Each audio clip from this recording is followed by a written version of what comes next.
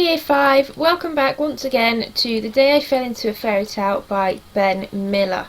So we are halfway through the book now, moving on to chapter 12, and Lana has just pushed her brother Harrison through the pick-a-mix and down into one of the pots and through the chute. So we're going to find out what's going to happen to them now. Lana? Harrison, are you okay? They were lying on the same bed of moss that Lana had landed in on her last trip, except now it was early morning, and a fine mist hung above the bracken. Somewhere deep in the forest a horn sounded. "Where are we?" asked Harrison. "In the fairy tale," said Lana. "I told you I was telling the truth." "What?" Harrison's nose wrinkled in disbelief. "We can't be." "Can we?" But before Lana could answer that, yes they could, an enormous white stag came bounding through the trees, heading straight towards them.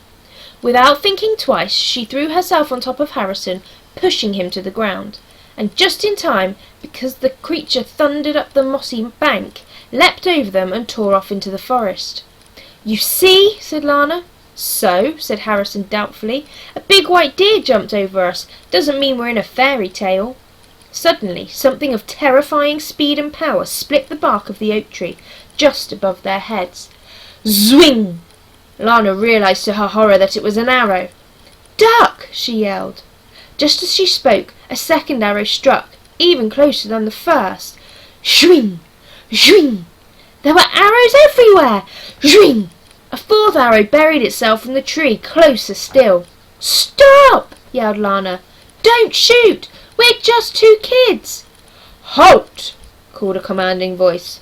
There was a sound of neighing, as hooves churned the ground. "Who goes there?" The children looked up, and there, looming in the mist, sitting astride a chestnut stallion, was a tall, handsome man dressed in hunting leathers and wearing a crown. He must be another prince. As he struggled to control his horse, two knights in armour rode up on either side of him. One had big ears, the other a long nose. For a horrible moment, Lana thought they might be the same two courtiers that had chased her, but they seemed not to recognise her. In fact, now that she looked carefully, she saw they were much younger. Relatives, perhaps? "Show yourselves!" ordered the prince. "Stand up!" Harrison and Lana did as they were told, holding up both their hands in surrender.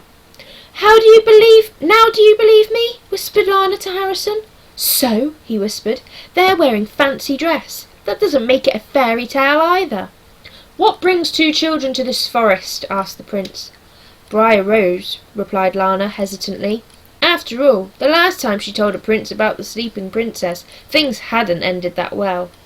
The prince looked perplexed. "The princess who lives in that castle," explained Lana, pointing towards the clearing. "She's asleep behind a wall of thorns. But be careful, the last prince that tried to rescue her got squished." She saw a flash of interest in the prince's eyes. "Did he indeed? And you know this how?" "I was here. I saw it. But really I think the only reason the prince wanted the rescue was the princess was because her family is rich." The prince smiled to himself, as if he knew more than he was letting on. "I see. And what might your name be, child?" "Lana. And this is my brother Harrison." Strange names parents call their children nowadays. "I should like to see this wall of thorns, Lana, if you would be so kind." Together, Lana and Harrison led the prince and his men out among the tree. It truly was an impressive sight, a colossal circular wall of thorns reaching as high as the eye could see. If anything, the briars looked even taller, their trunks thicker and their thorns even sharper than they had on Lana's earlier visit. "Now do you believe me?" whispered Lana to Harrison. "Fine," said Harrison casually, trying not to make a big thing of it. "So, maybe we actually are in a fairy tale." "Finally," the prince announced to his men, "our quest is at an end." "What quest?" asked Lana. "To free the princess. We've been trying to find this castle for days, but every time we rode into the forest we got lost. Then today, when we stopped searching and chased that white stag, it led us straight to you. And you," he looked at Lana and she felt as if his eyes could see right through her, "you led us here." Lana's eyes widened in alarm. "No, wait!" she sputtered. "I told you the last prince who went into the thorns got squished." "I know," said the prince. "He was my great uncle. He came here with 2 courtiers, one of whom was my great-uncle, said the knight with the big ears. And the other of whom was mine, added the knight with the long nose. But it happened 20 years ago, said the prince. So how could you possibly have been there? After all, you're just a girl. She's telling the truth, said Harrison, stepping up beside his sister. Look, I know this is strange, but we're from another world. Another world? Echoed the prince. A supermarket, said Lana. It doesn't really matter, Harrison said, seeing the confusion in the prince's eye. But everything Lana has told you is true. There was a long moment as the prince considered their words. Then I'm grateful to you, Lana of a supermarket. Your warnings come in good faith, but I must ignore them. He handed his horse's tether to the big-eared knight. Because while we all stand around talking, there's a princess in that castle that needs my help. But, began Lana. My sword, please, said Tannhauser. Are you sure about this, sire? Asked the long-nosed knight, as the prince examined the blade of a well-worn battle-sword.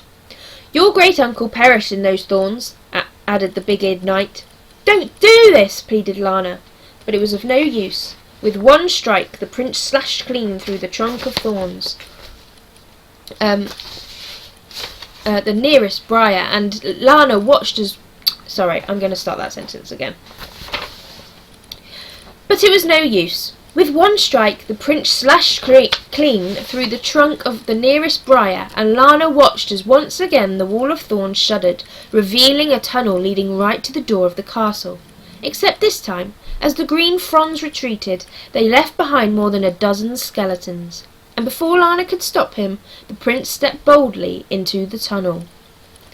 Okay, come back tomorrow for chapter 13. Bye!